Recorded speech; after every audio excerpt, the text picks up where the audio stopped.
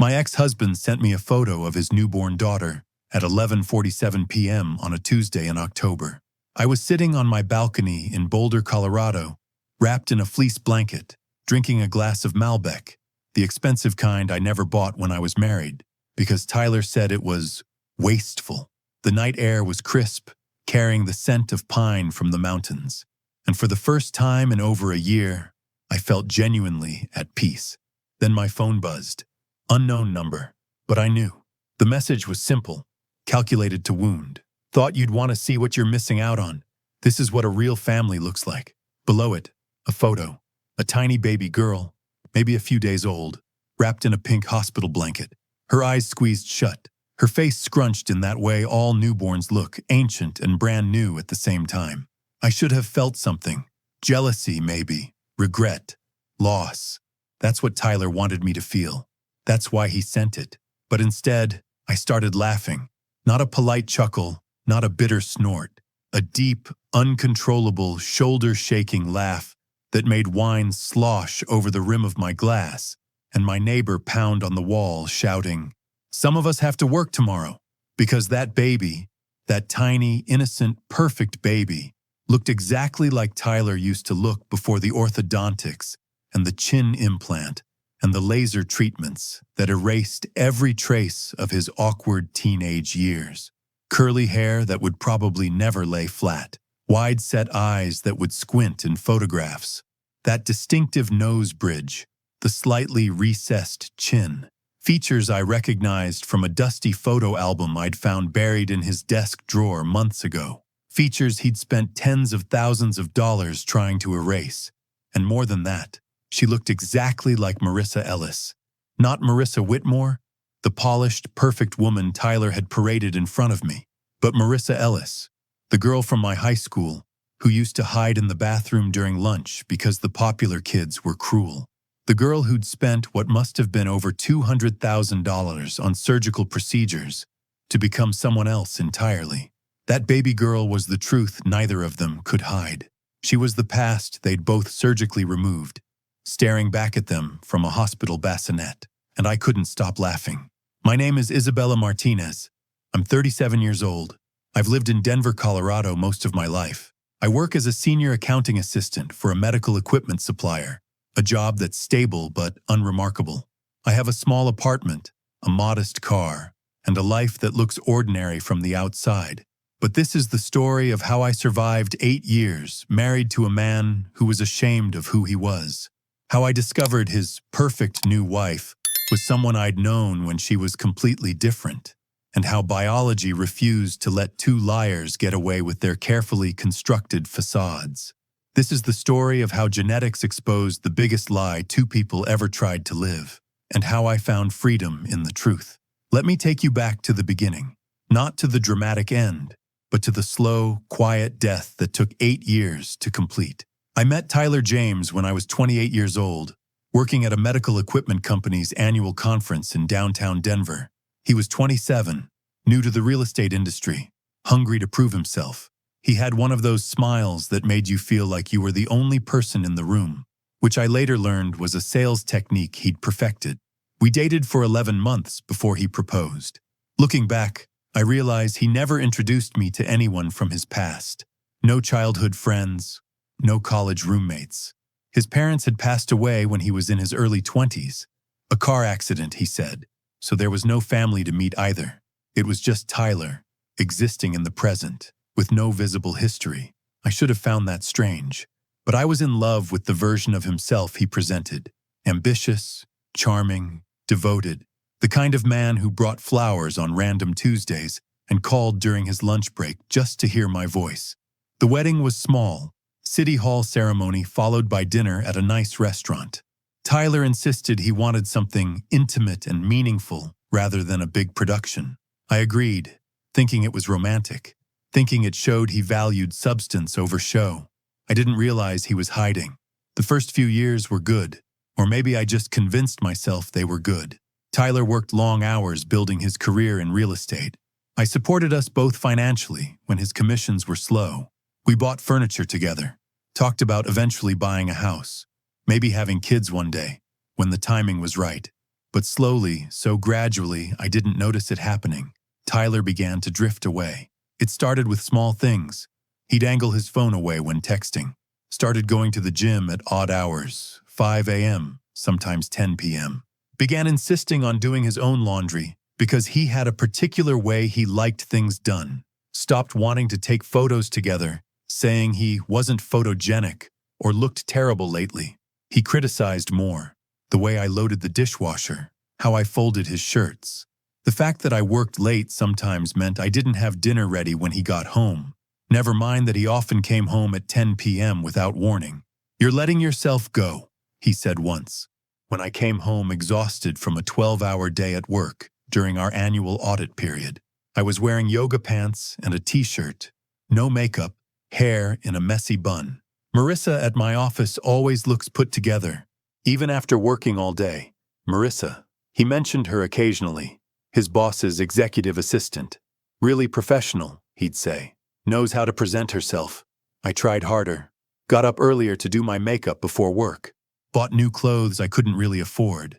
Cooked elaborate meals that he'd eat while scrolling through his phone, barely tasting them. It was never enough. By our 7th anniversary, we were roommates who occasionally had sex. Polite strangers sharing an apartment lease. I told myself it was normal, that marriage was work, that the spark fading was just part of growing up. But the truth was simpler and more devastating. Tyler was already gone. He just hadn't bothered to tell me yet. The breaking point came on June 12th, our 8th wedding anniversary, also Tyler's 36th birthday, a double celebration that used to mean something. That morning, I woke up early, 5:30 a.m., excited despite everything. Maybe this would be the day things changed. Maybe this anniversary would remind us why we'd gotten married in the first place. Tyler was already gone. No note, no text. Just an empty space in the bed that had long since grown cold. I went to work, but took a half day, using precious PTO hours I'd been saving. Left the office at noon, drove 40 minutes across Denver to that specialty butcher shop Tyler loved, the one where they know your name and wrap everything in brown paper tied with twine. I picked out Wagyu short ribs, the expensive ones, the kind that cost $60 for enough to feed 2 people. The butcher smiled at me, said, "Special occasion." I nodded, feeling hopeful. "Anniversary and birthday. Lucky man," he said. I drove to the wine shop next. Found Tyler's favorite Bordeaux, the one he always pointed to, but said was too expensive for just a regular dinner. Spent $80 on a single bottle. Money I'd been saving for a new laptop, but this felt more important. Then the bakery for the custom cake. I'd ordered it 2 weeks earlier. Vanilla cake with champagne frosting. Tyler's favorite. Simple design, elegant piping. To Tyler, happy birthday and anniversary. Forever yours. The baker had done a beautiful job. It looked like something from a magazine. I felt a flutter of hope as I carefully placed it in the back seat of my car. I spent the afternoon transforming our small apartment. Strung fairy lights around the balcony, the kind Tyler had mentioned liking when we saw them at a friend's house. Set the table with the ivory linen tablecloth his mother had given us before she died, the one I was only supposed to use for special occasions. I arranged flowers in a crystal vase, polished the silverware, lit candles in hurricane glasses so they wouldn't blow out in the evening breeze. Everything perfect, everything exactly how I imagined he'd want it. I cooked for 3 hours, seared the short ribs, braised them in wine and beef stock with shallots and fresh herbs, made roasted fingerling potatoes with rosemary, a salad with mixed greens and a champagne vinaigrette I'd found a recipe for online, homemade bread that I'd started the night before. By 6:30 p.m., everything was ready. I changed into a navy blue dress, his favorite color on me, applied makeup carefully, dabbed perfume on my wrists and neck. 7 p.m. I lit the candles, adjusted the place settings one more time, checked my phone, no messages. 7:30. I texted, "Dinner's almost ready? When will you be home?" No response. Not even the read receipt. 8 hours. The food was getting cold. I covered it with foil, moved it to the warming drawer, relit the candles that had started to gutter in the evening wind. 8:30. I called. It rang 5 times before going to voicemail. His professional voice, friendly and energetic. You've reached Tyler James with Pinnacle Realty. I'm probably helping a client find their dream home. Leave a message, and I'll call you back as soon as possible. I didn't leave a message. What would I say? It's our anniversary and your birthday, and I'm sitting here alone with an expensive dinner getting cold, and candles burning down, and a cake that says, "Forever yours." And I'm starting to wonder if forever ended sometime in the last year, and I just didn't notice. 9 Hawk. I called again. Voicemail again. The wind picked up, making the fairy lights sway. One of the candles blew out. I didn't relight it. 9:30, I sent another text. Tyler, I'm worried. Please just let me know you're okay. Nothing. By 10 concert, the candles had burned down to stumps. The wine had reached room temperature. You're okay. Nothing. By 10 concert, the candles had burned down to stumps. The wine had reached room temperature. The short ribs had gone from tender to dry to that sad, congealed state that happens when meat sits too long. I sat at that perfectly set table, still in my navy blue dress, still wearing the perfume, and felt something inside my chest crack. Not a dramatic break, just a hairline fracture. The kind you don't notice until you try to move and realize nothing fits together anymore. At exactly 10:35 p.m., I remember because I was staring at the clock on my phone, watching the numbers change like they were mocking me. An email arrived. Not a text, not a call, an email. From Tyler James. Subject, sorry sent. 10:35 p.m. Big client situation. Emergency meeting ran late. Have to stay at the office and finish paperwork.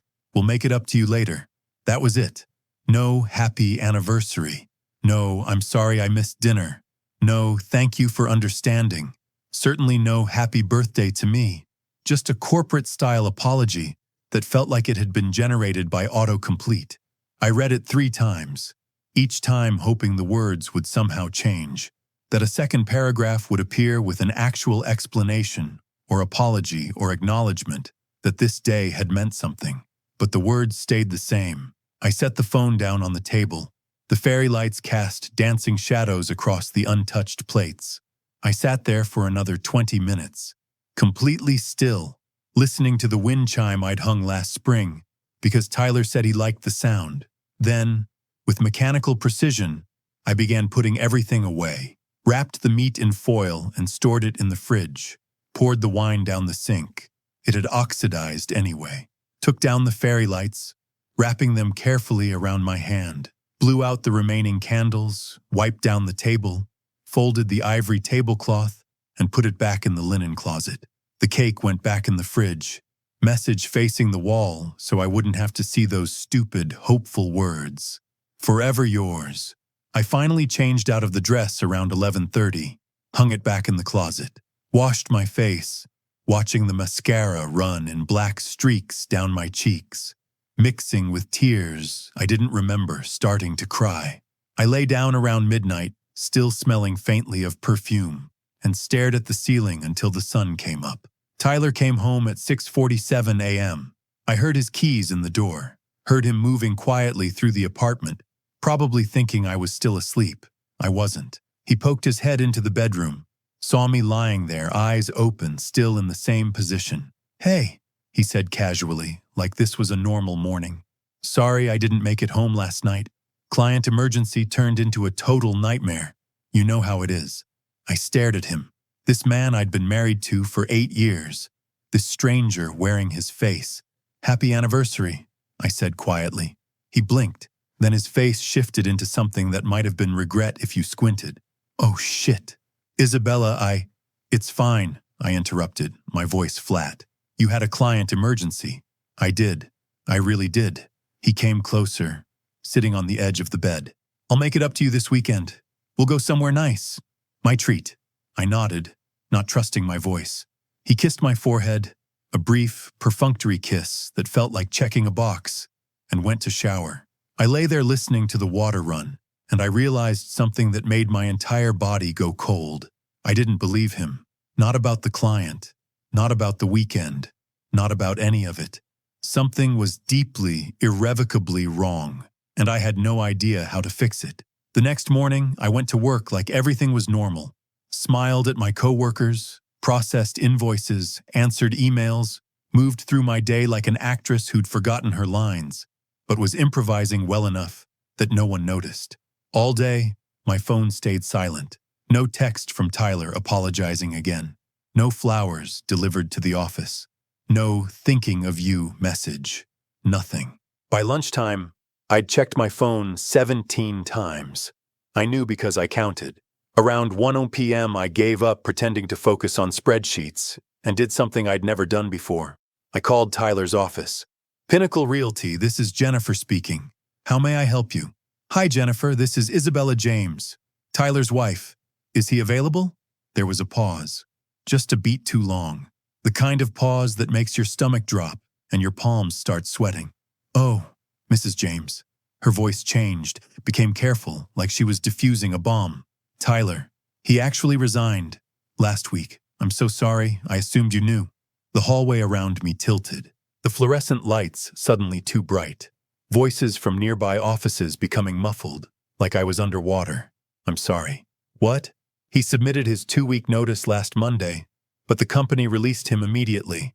It's standard procedure when someone's moving to a competitor. She paused. He didn't tell you? I gripped the wall to steady myself. Do you know where he went? I'm not really supposed to say, but another pause. When she spoke again, her voice was quieter, sympathetic. Between you and me, I overheard him on the phone with someone about a position in Albuquerque, a firm called Summit Real Estate Group. That's all I know. I'm really sorry, Mrs. James. I hung up without saying goodbye. Summit Real Estate Group, Albuquerque. Tyler had quit his job, accepted a position in another state, and didn't tell me. His wife of 8 years.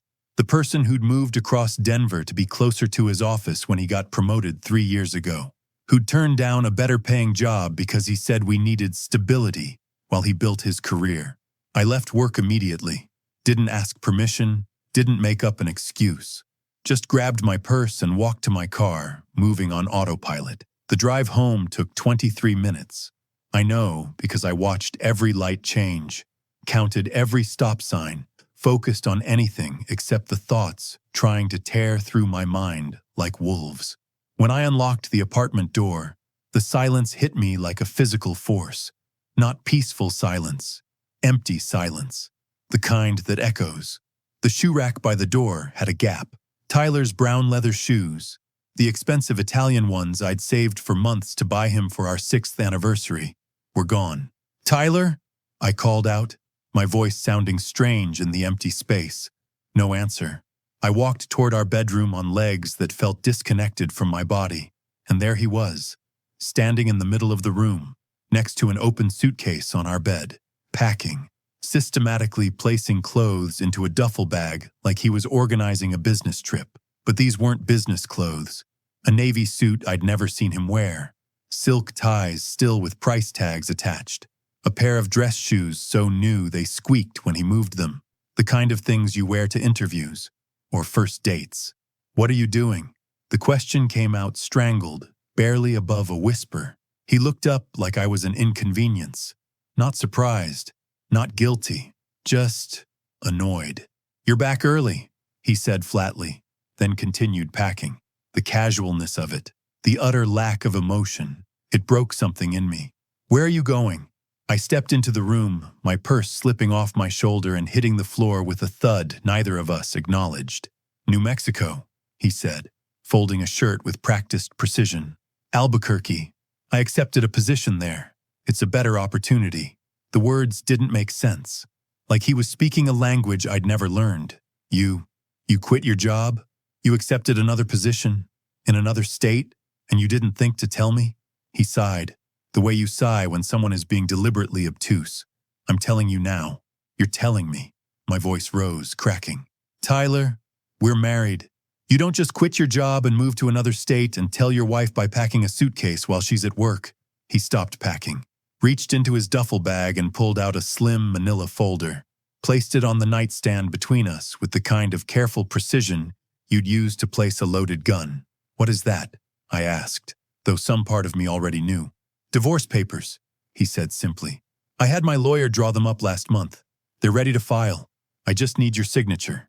The room spun, actually spun, like I was on a carnival ride. I gripped the door frame to stay upright. Tyler, what is this? What's happening? He finally looked at me, really looked at me, and his eyes were cold, empty, like looking at a stranger. You're no longer the wife I need, Isabella. The words hung in the air like smoke. What are you talking about? I gasped, unable to process what I was hearing. You always put work first, he said, his voice rising with what sounded like rehearsed grievances. The house is constantly dusty. You only cook on weekends. You've gained weight. You don't dress up anymore. You don't care about me or our marriage. You're not the woman I married. Each accusation felt like a slap. I tried, I said, my voice breaking. Every single day I tried. You come home at 10 p.m. saying you already ate. I cook anyway, and you barely touch it. I clean and you tell me not to touch your desk, not to move your things. I ask about your day, and you give one-word answers while scrolling through your phone. I suggest couples therapy, and you say we don't need it. And now you're blaming me? Don't bring up petty complaints, he snapped, zipping the suitcase with a sharp, final sound. You make excuses. A real wife doesn't need constant reminders about how to keep her husband happy. A bitter, hollow laugh escaped my throat. A real wife? I work 45 hours a week. I pay half of everything, rent, utilities, groceries, insurance. But nobody cooks for me. Nobody asks if I'm okay. Nobody notices when I'm exhausted or sick or struggling, and I never complained. Not once. That's your choice, Tyler said, his jaw set. I've made mine. He picked up the suitcase and duffel bag, heading for the door. I blocked his path, my whole body shaking. That's it? 8 years of marriage and this is how it ends? No real explanation? No apology? No conversation? I don't owe you anything, he said, his voice flat and emotionless. We're done, Isabella. Sign the papers. Make this easy for both of us. Then he pushed past me, his shoulder hitting mine hard enough to make me stumble backward into the wall. The door slammed shut. I stood there for a long moment, listening to his footsteps receding down the hallway, listening to the apartment door close, listening to the silence that rushed in to fill the space where 8 years of marriage had just been erased. Then I sank to the floor, divorce papers crumpled in my trembling hands, and cried until I couldn't breathe. For the first time in 8 years, I was completely alone, and somehow, even in the pain, it felt more honest than anything we'd shared in years. I don't remember much about the next 48 hours. They blur together in a haze of crying, staring at walls, and that strange numbness that comes when your entire reality has been dismantled. I called in sick to work, something I'd never done unless I was genuinely ill. My boss, Margaret, was concerned. You never take sick days, Isabella. Are you okay? Just a stomach bug, I lied. I'll be back Monday. I spent those 2 days moving through the apartment like a ghost, touching things Tyler had touched, opening drawers he'd emptied, finding evidence of a departure that had been planned much longer than I'd realized. His winter coat was gone from the front closet, his good watch, the leather toiletry bag his mother had given him. Small things I wouldn't have noticed if I wasn't looking. But now that I was looking, the gaps were everywhere. On the second day, the building manager called. Mrs. James, this is Richard from Property Management. I hope I'm not catching you at a bad time. My laugh was hollow. No, Richard, now is fine. I received a request to terminate your lease.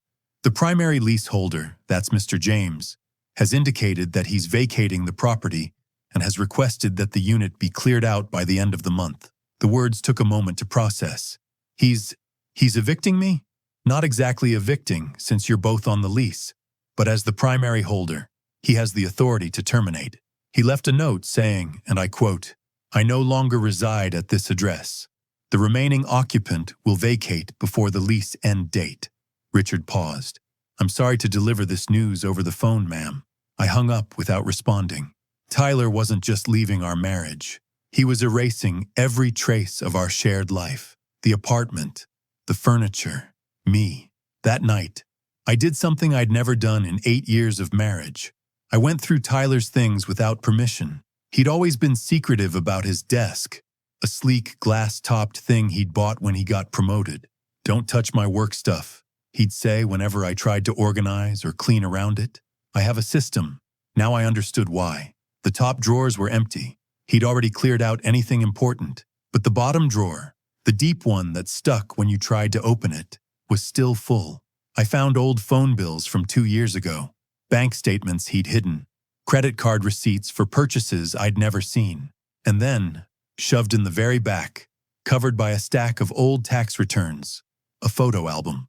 The cover was burgundy leather, worn at the corners, the kind people used to keep before everything became digital. There was no label, no indication of what was inside. I opened it.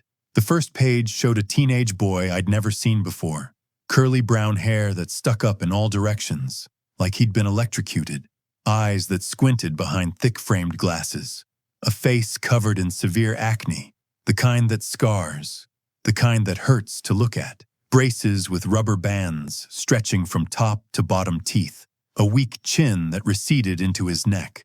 He was standing in front of a school building wearing an oversized hoodie, looking at the camera with an expression somewhere between hope and misery.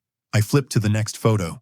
The same boy, slightly older, at a school dance standing alone against a wall while other kids danced in blurred motion behind him. His suit was too big, sleeves covering his hands, pants puddling around his ankles. Another photo, graduation day. That same uncertain smile, holding a diploma, still with the acne and the glasses and the awkward posture of someone who spent their entire adolescence being invisible or worse. At the bottom of that photo, in faded pen, Tyler James, class of 2007, finally free. My hands started shaking. This was Tyler, my Tyler, the man who spent an hour styling his hair every morning, who had perfectly straight, blindingly white teeth, who had a strong jawline and clear skin and contacts that made his eyes look impossibly blue. This gangly, awkward, painful-looking teenage boy was the same person who'd just walked out of my life claiming I wasn't good enough for him. I kept flipping through the album. Every photo was worse than the last. Tyler at 16, even skinnier, covered in acne, braces catching the camera flash. Tyler at 17 with his shirt buttoned wrong, not noticing or not caring. Tyler at 18, still virginal and uncomfortable in his own skin.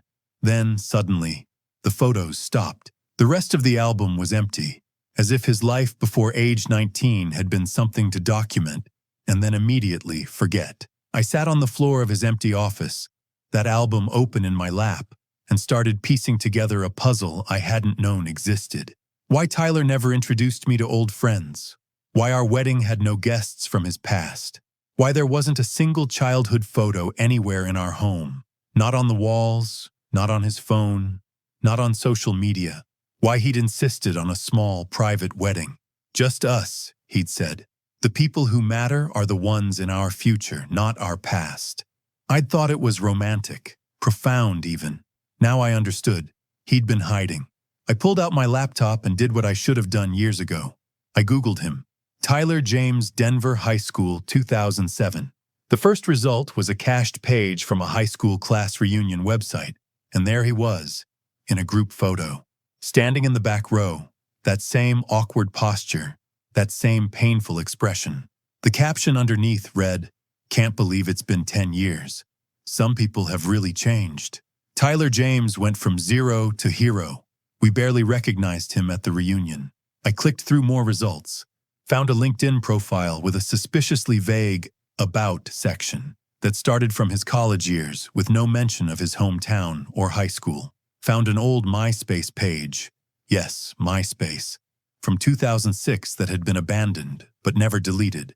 The profile photo showed that same teenage Tyler, and the bio read, "Can't wait to graduate and become someone else. Anyone else." My husband had spent the last 15 years systematically erasing who he used to be, and now I understood why he'd left me so suddenly, so coldly.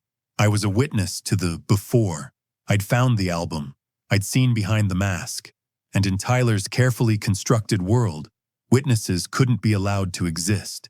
I made copies of every photo in that album, scanned them, saved them to my cloud drive, backed them up on a USB drive I hid in my jewelry box.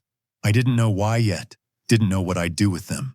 I just knew with absolute certainty that Tyler had left these behind accidentally, and that they were evidence of something important, something he'd worked very hard to hide. That weekend, I received a notification from my high school class reunion group, the 18-year reunion I'd signed up for a month ago. Back when I'd imagined going with the 18-year reunion I'd signed up for a month ago. Back when I'd imagined going with Tyler on my arm. 18-year reunion, Moonlight Brewery, Saturday, 7 p.m. Who's coming? I stared at the invitation for a long time. The thought of walking into a room full of people who'd ask about my husband, my marriage, my life made me physically ill. But then I thought about Tyler, about his missing past, about the fact that we went to the same high school. I'd graduated in 2006, he graduated in 2007, and I'd never once seen him at a reunion or heard him mention knowing anyone from Denver. Had he been avoiding these reunions for a reason? I RSVP'd yes. Saturday evening, I stood in front of my closet for 20 minutes trying to decide what to wear. Everything felt wrong, too formal, too casual, too trying to prove I'm okay, or too I've given up entirely. I finally settled on a simple black dress and red lipstick. Classic, understated. The kind of outfit that says, I'm here but I'm not trying too hard. I almost turned around 3 times on the drive to Moonlight Brewery, almost convinced myself I was being ridiculous, that I should go home and spend Saturday night where I belonged, alone with a bottle of wine and a TV show I wasn't really watching. But something kept me driving forward. Instinct, curiosity, that same cold clarity that had settled over me when I found Tyler packing. The brewery was packed, familiar faces now lined with age and experience. The popular kids from high school, now with mortgages and kids and the beginning of middle-age weight gain. The nerds, now successful and confident. The in-between people like me, who'd been neither popular nor unpopular, just present. I stood in the doorway feeling out of place, wondering what I was doing here. Isabella? I turned. A man in his late 30s, salt and pepper stubble, kind eyes, holding 2 beers. It took me a second to place him. Nathan? Nathan Chen? He smiled, and suddenly I remembered. Nathan, who'd played bass in the school band, who'd been quiet and thoughtful, and always had a paperback novel tucked in his backpack, who'd been one of the few people who was genuinely nice without an agenda. I almost didn't recognize you, he said, handing me one of the beers. Still arriving fashionably late, I see. We found a table in the back, away from the loudest groups. Nathan told me about his life. Divorced 3 years ago, raising his 6-year-old daughter Emma alone, working as an IT consultant. He talked about it without bitterness or drama, just quiet facts delivered with the weariness of someone who'd been through something difficult and survived. What about you? He asked. Married? Kids? Living the dream? I took a long drink of beer. Getting divorced, actually. No kids. Dream currently under renovation. Nathan nodded slowly. No pity in his eyes. Just understanding. Divorce is brutal. Even when you know it's the right thing, it still feels like something died. Yeah, I said quietly. That's exactly what it feels like. We talked for over an hour. Easy conversation. The kind you can have with someone who doesn't need you to perform or explain or justify. Someone who just lets you exist as you are. Around 9 p.m., I finally asked the question I'd been building toward. Nathan, do you remember Tyler James? He was a year behind us. Graduated in 2007. Nathan's face went thoughtful. Tyler James? Tall kid, super bad acne, always by himself? Yeah, that's him. I remember him. He got bullied pretty badly. There was this group of guys on the basketball team who used to call him Pizza Face, and worse things. He ate lunch in the library every day. Why? I took a breath. I was married to him. For 8 years. Until this week. Nathan's eyebrows shot up. Wait, seriously? Tyler James? He shook his head slowly. I saw him once at a 5-year reunion. Didn't even recognize him at first. He looked completely different. New face, basically. I assumed plastic surgery. Probably, I said. Did he talk to anyone at that reunion? Not really. He showed up for like 30 minutes, didn't talk to anyone from our year, and left. I got the impression he was just there to prove something. Like, look at me now, kind of thing. Haven't seen him since. That confirmed what I'd suspected. Tyler had been hiding his past, even from people who might remember him. Did you know Marissa Ellis? I asked, the name coming to me suddenly. A memory from earlier in the week, from Tyler's bragging phone call about his new wife. Nathan's face changed. Marissa Ellis? Yeah, she was in our grade. Sat in the back of every class, barely talked to anyone. She got bullied too, actually, really badly. I always felt bad for her. My heart started pounding. Do you remember what she looked like? Skinny, bad skin, glasses, crooked teeth, always wore oversized clothes like she was trying to disappear. He paused. Why? What if I told you that's who Tyler married? A week after our divorce was finalized. Nathan's eyes widened. No way. Marissa Ellis? Are you sure? I pulled out my phone, showing him the wedding photo Tyler had sent. The beautiful, polished, blonde woman smiling next to Tyler in front of what looked like a courthouse. Nathan stared at it for a long moment. There's no way that's Marissa Ellis. Look at the eyes, I said, and that slightly crooked tooth in the front. She couldn't fix everything. Nathan zoomed in on the photo, his expression shifting from disbelief to recognition. Holy shit, that is her. She must have had extensive surgery. I mean, everything is different, but yeah, that's her. We sat in silence for a moment, both processing what this meant. So Tyler, who completely rebuilt his face and identity, married someone who did the exact same thing, Nathan said slowly. That's poetic? I offered. Terrifying? Both? Yeah, both. Nathan looked at me with something like concern. Are you okay? That's a lot to process. Honestly, I said, I don't know. It's like I was married to someone I never really knew. Someone who was playing a role, and now he's moved on to Act 2 with someone who's playing the same game. Nathan reached across the table and squeezed my hand briefly. For what it's worth, you seem like you're handling this better than most people would. I wasn't sure about that, but I appreciated him saying it. That night, driving home through Denver's quiet streets, I felt something shift inside me. The grief was still there, the anger, the betrayal, but underneath it all was something else. Curiosity. If Tyler and Marissa had both surgically erased their pasts, what would happen when their carefully constructed facades had to face reality? I was about to find out. The divorce papers sat on my kitchen table for 3 more days. Every morning, I'd drink my coffee and stare at them. Every evening, I'd come home from work, and there they'd be, waiting. Tyler called once during that time. I didn't pick up. He left a voicemail. Isabella, I need those papers signed and sent back ASAP. I've already filed on my end. Don't make this difficult. We both know this marriage was over a long time ago. The casual cruelty of it, don't make this difficult, almost made me laugh, as if I was the one who'd secretly quit my job, packed my bags, and blindsided my spouse with divorce papers. But I didn't call back, didn't engage, just let his words hang in the air, unanswered. On Sunday morning, I made a decision.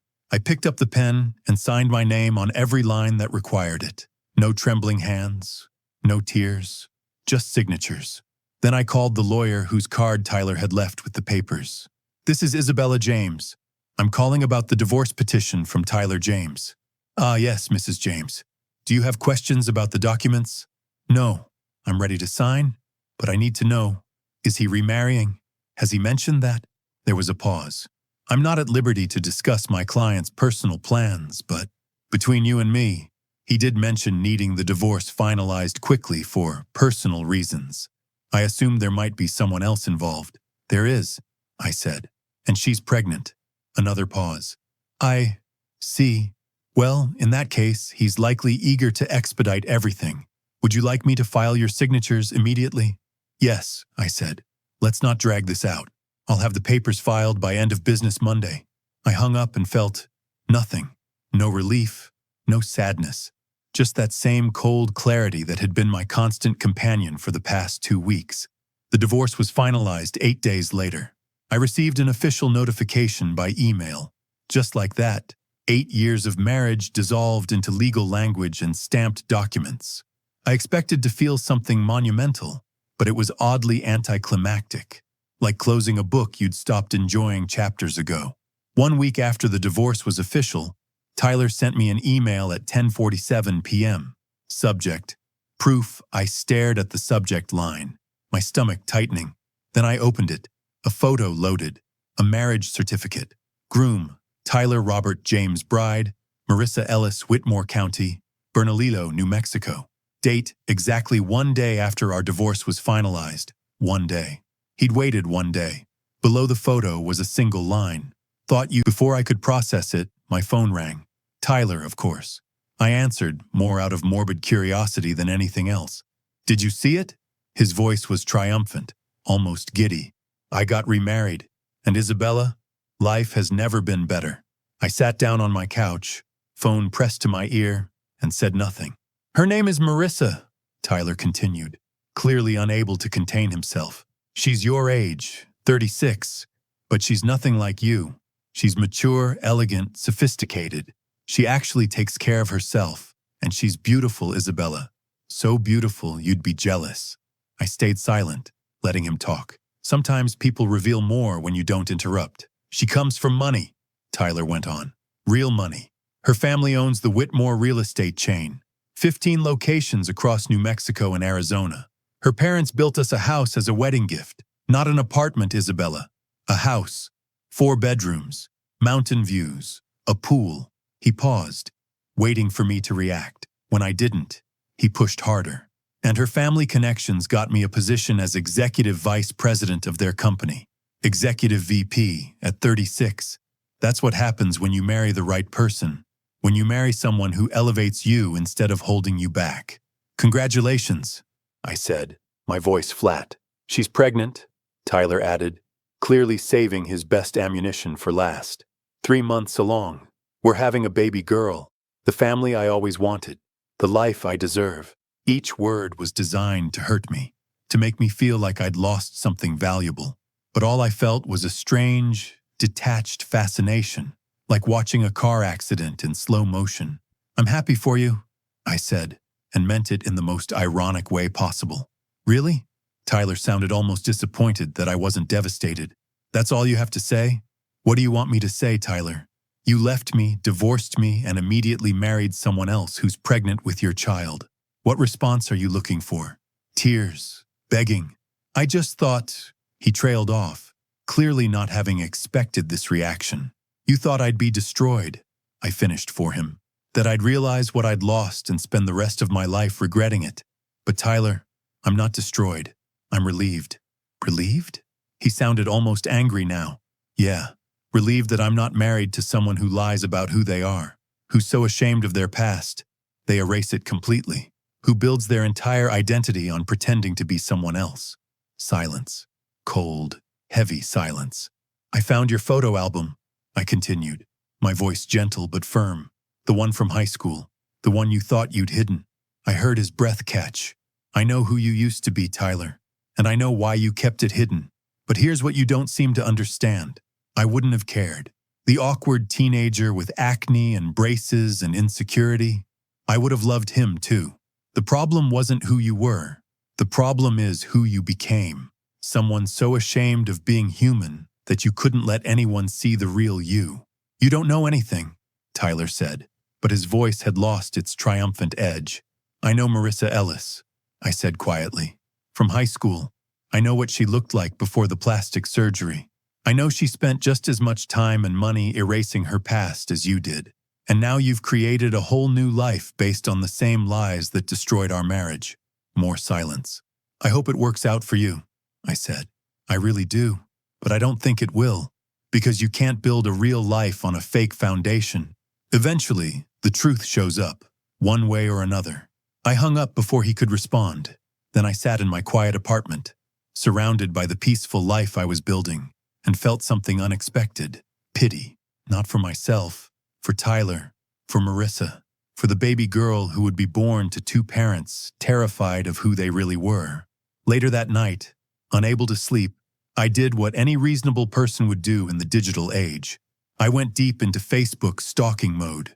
Marissa Ellis Whitmore's profile was set to public, a decision she'd probably regret if she knew what I was looking for.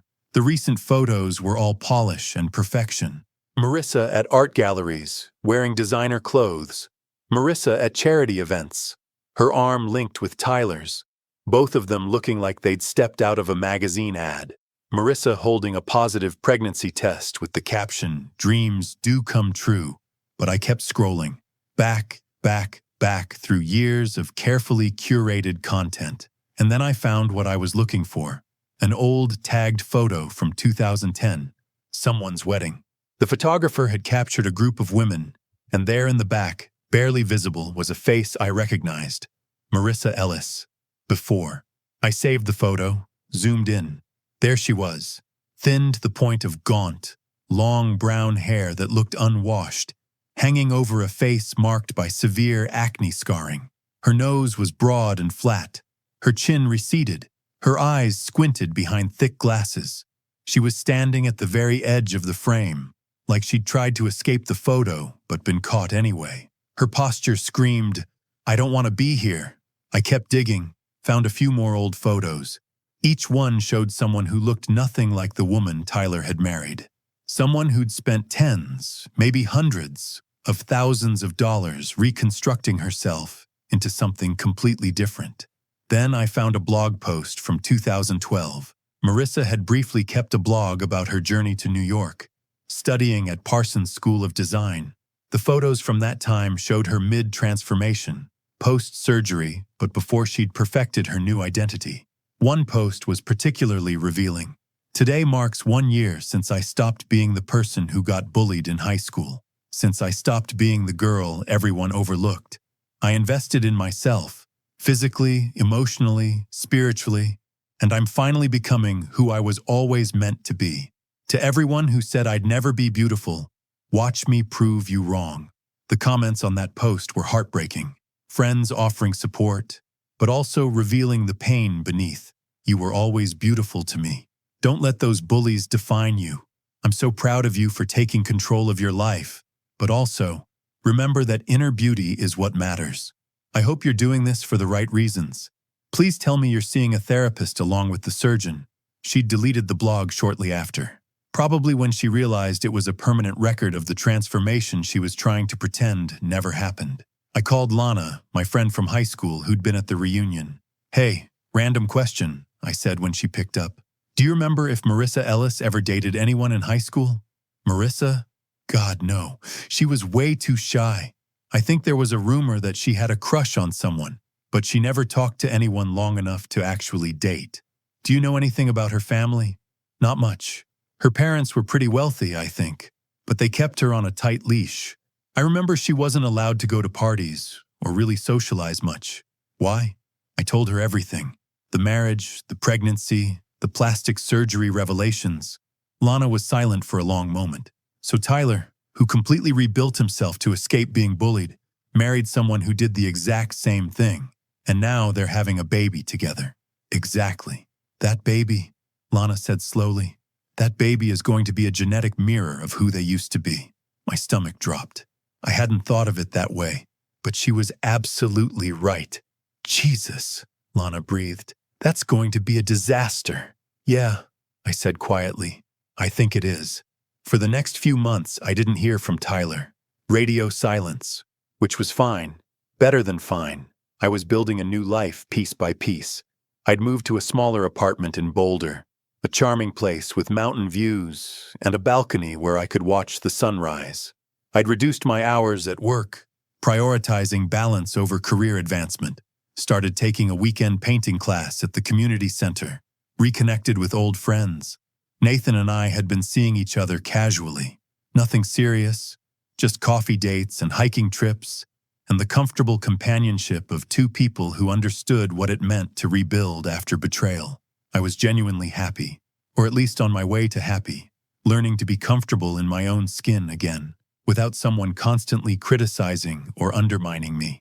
Then, one Tuesday in October at 11:47 p.m., I got a text from an unknown number. Unknown, Isabella. We need to talk. It's urgent. I stared at the message, my wine glass halfway to my lips. I knew exactly who it was. I didn't respond. 15 minutes later, my phone rang. Same unknown number.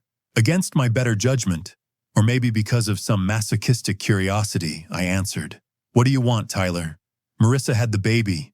His voice was tight, strained, barely controlled. All the smugness and confidence from our last conversation had evaporated. I said nothing, just waited. A girl, he continued. 7 pounds, 4 ounces, healthy, normal delivery, everything went fine. The pause that followed was loaded with something heavy and unspoken. But, he said, and I swallowing hard. Isabella, she doesn't look like me. Or Marissa, she doesn't look like either of us. I pressed my lips together to keep from laughing or crying. I wasn't sure which. Babies change a lot, I offered neutrally. Maybe she'll grow into your features. No, you don't understand. Tyler's voice rose, panic bleeding through. She looks wrong. Her nose, her chin, her eyes. It's like looking at a completely different baby than what we expected. Maybe she takes after someone else in your family, I suggested, keeping my tone light. There is no one else, Tyler nearly shouted. My parents are dead. I have no siblings. Marissa's family all looks like her. I mean, like she looks now. But this baby, she doesn't look like any of us.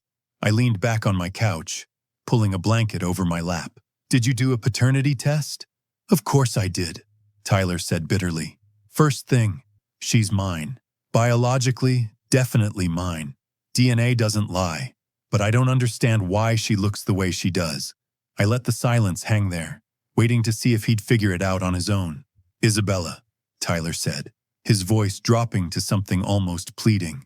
Remember when I called to tell you about Marissa? You laughed. You laughed like you knew something, like you'd figured out some kind of joke I wasn't in on. Did I? I said innocently. Stop playing games. His voice cracked. I'm calling you because you're the only person I can tell this to. The only person who might understand. Please. What do you know? I took a sip of wine, considering how much to reveal. Tyler, I said slowly. Do you remember your high school graduation album? Dead silence. The one I found in your desk drawer. The one you thought you'd hidden. I could hear him breathing, heavy and fast. When I opened that album, I continued, I saw a teenage boy I'd never met. Curly hair that wouldn't lay flat, severe acne, thick glasses, braces with rubber bands, a weak chin. That boy looked nothing like the man I married. I changed, Tyler said defensively. People change. I got older, took better care of myself. You got plastic surgery, I interrupted gently. Probably started with the acne treatment and braces, then the chin implant, rhinoplasty to reshape your nose, maybe some work on your jawline, laser treatments for the scarring, hair transplants, contact lenses. You didn't just change, Tyler. You rebuilt your entire face. So what? Tyler said, but his voice had lost its defensive edge. Lots of people get cosmetic procedures. It's not a crime. You're right, I agreed. It's not a crime, but genetics don't care about your surgery. Your daughter didn't inherit the face you bought. She inherited the face you were born with, the face you've spent 15 years trying to erase. The silence that followed was so heavy I could almost feel it through the phone. No, Tyler whispered. No, that can't be right.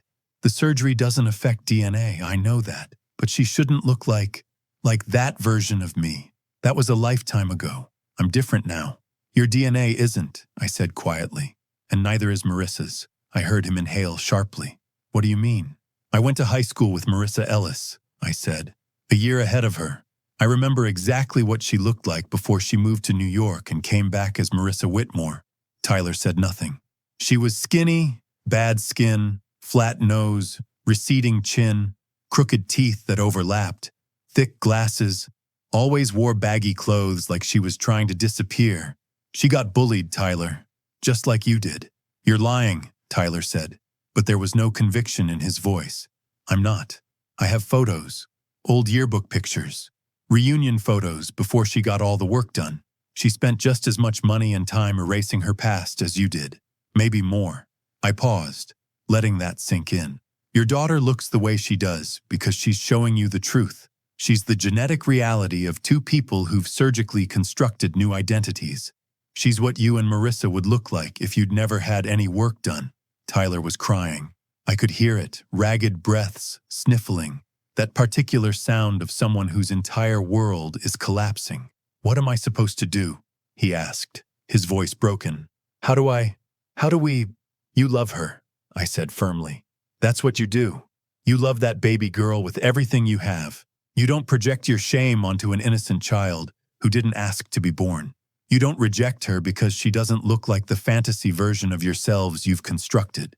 Marissa won't even hold her, Tyler whispered. She took one look at the baby in the hospital and just shut down. She cried, said she was exhausted from labor, but Isabella, she won't look at her. Every time a nurse puts the baby in her arms, she turns her face away. Yesterday, her mother had to come stay with us because Marissa refuses to take care of her own daughter. My heart broke. Not for Tyler, not for Marissa, but for that innocent baby girl, already rejected by the people who were supposed to love her unconditionally. That's not exhaustion from labor, I said, my voice hard. That's shame. And shame is the worst possible foundation for parenthood. I don't know what to do, Tyler repeated helplessly.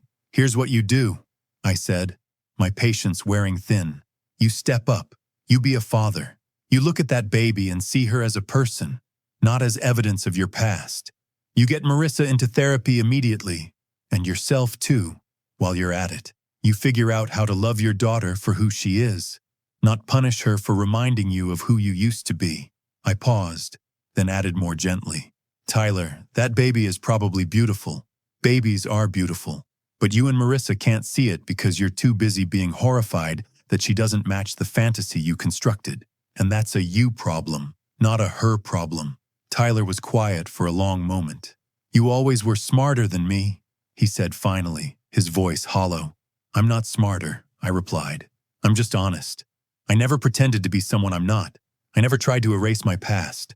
And maybe I'm not as polished or perfect as Marissa, but at least I'm real. I'm sorry, Tyler said quietly. For everything. For how I treated you.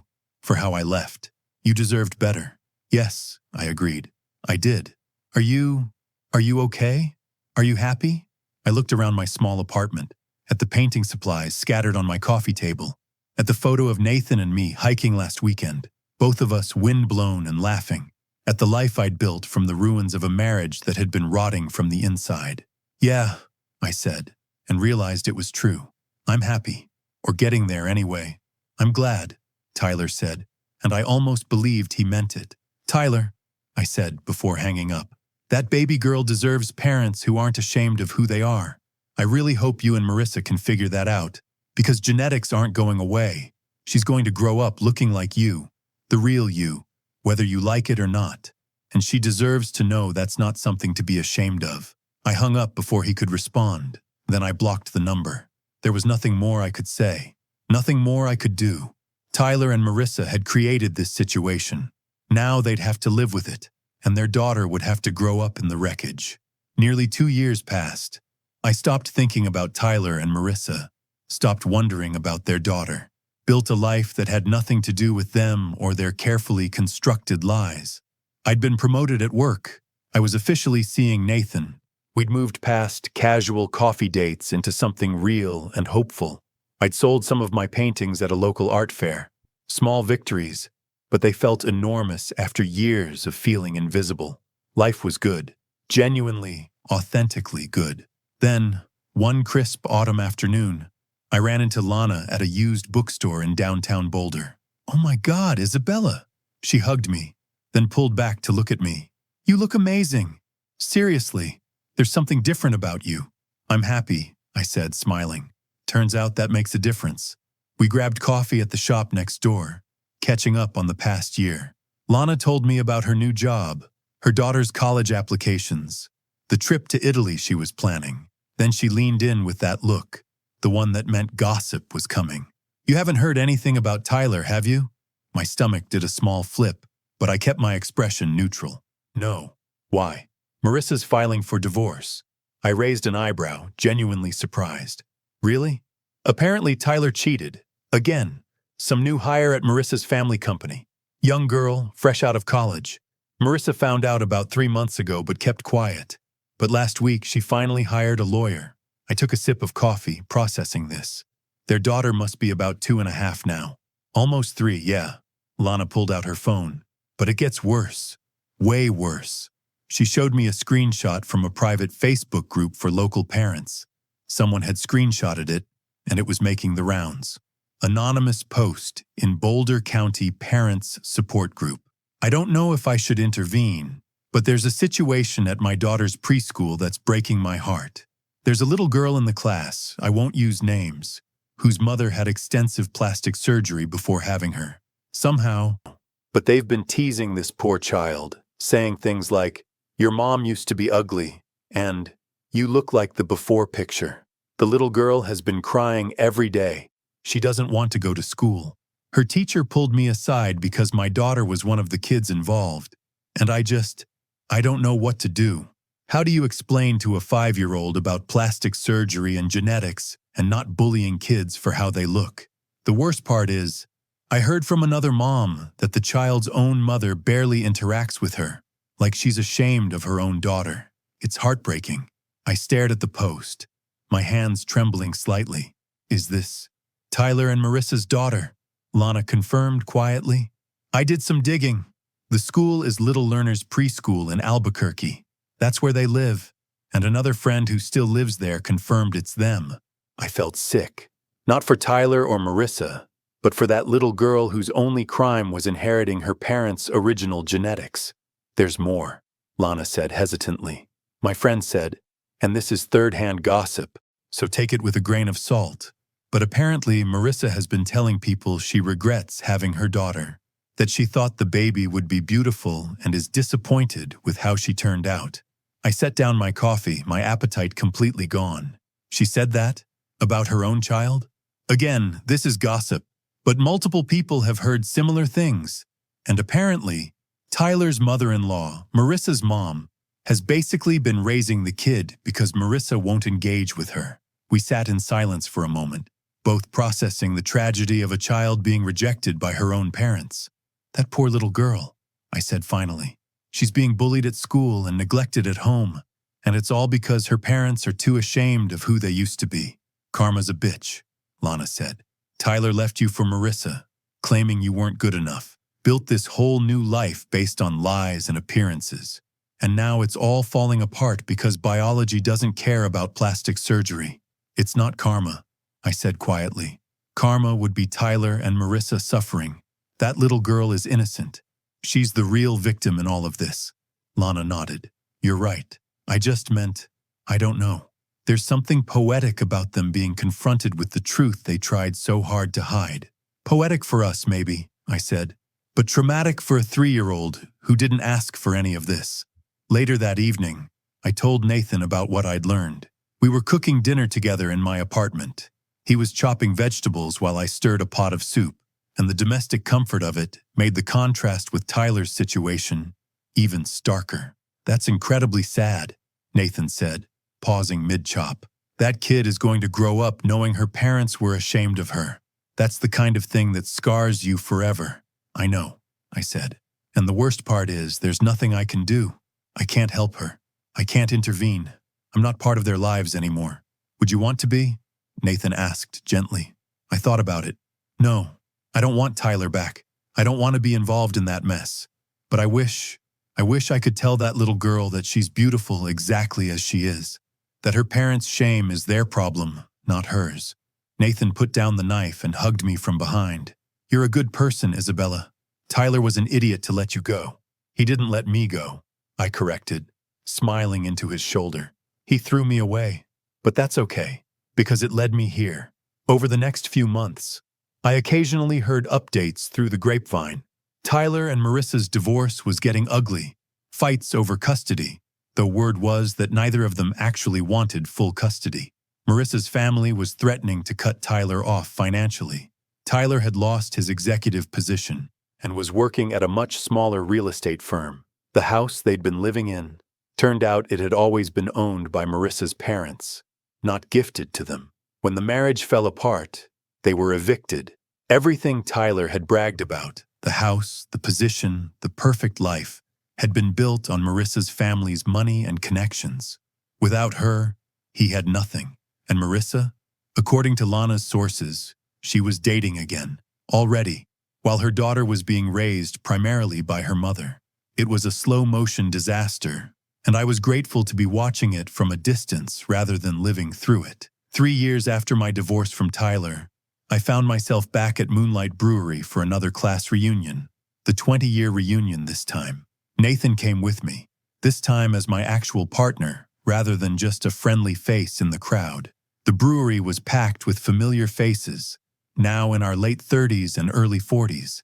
The popular kids were now dealing with teenage children and mortgage refinancing. The nerds were successful and confident. Everyone had lived enough life to have stories and scars and perspective. Nathan and I found a table with a few people I'd been friends with in high school. We talked about careers, kids, aging parents, the weird experience of being Gen Xers watching the world change around us. Around 9 p.m., someone I didn't recognize approached our table. A woman in her late 30s, tired-looking but determined. "Isabella Martinez?" she asked. I looked up, trying to place her. "Yes, I'm Elena Whitmore, Marissa's mother." She glanced around nervously. "Can I talk to you? Privately?" My first instinct was to say no, to protect the peace I'd built. But something in her expression, desperation mixed with shame, made me nod. We stepped outside into the cool evening air. Elena lit a cigarette with shaking hands. "I know this is strange," she began, "and I'm sorry to ambush you like this, but I needed to talk to you about my granddaughter." I stayed silent, letting her continue. "Sophia, she's 3.5 now. Beautiful, smart, funny, but she's being destroyed by her parents' shame." Elena took a long drag. "Marissa won't bond with her.